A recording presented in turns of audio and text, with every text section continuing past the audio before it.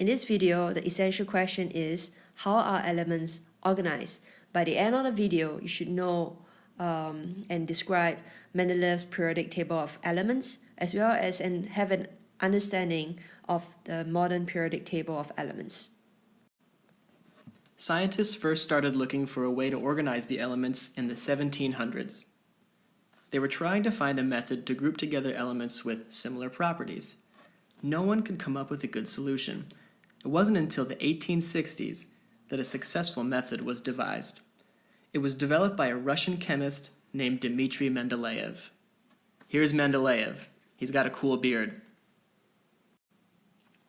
Mendeleev was a teacher as well as a chemist. He was writing a chemistry textbook and needed a way to organize the elements so it would be easier for his students to learn about them. He made a set of cards of the elements similar to a deck of playing cards, with one element per card. On the card, he wrote the element's name, atomic mass, and known properties. He arranged and rearranged the cards in many different ways, looking for a pattern. He finally found it when he placed the elements in order by atomic mass.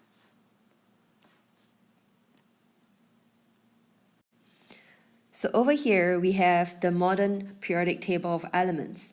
The table of elements is called periodic because it has a repeating pattern. Indeed, each column and row of elements have similar properties. Here's the modern periodic table of elements. Let's talk about how to read it. In the modern periodic table, elements are organized by the atomic number.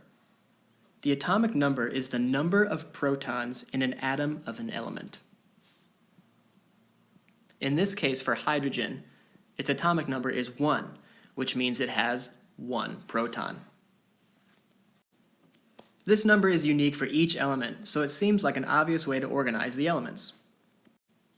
Besides atomic number, the periodic table includes each element's chemical symbol and class. Some tables include other information as well. The chemical symbol consists of 1 or 2 letters that come from the chemical's name in English or another language. The first letter is always written in uppercase. The second letter, if there is one, is always written in lowercase.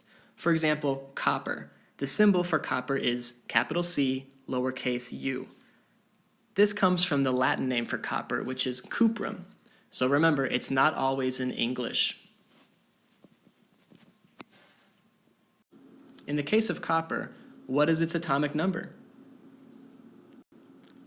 In this case, you should have figured out 29, which means it has 29 protons. And neutrons.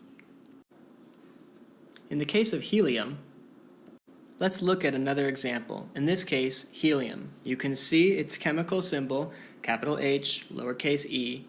That's an obvious one. Sometimes they're not so obvious.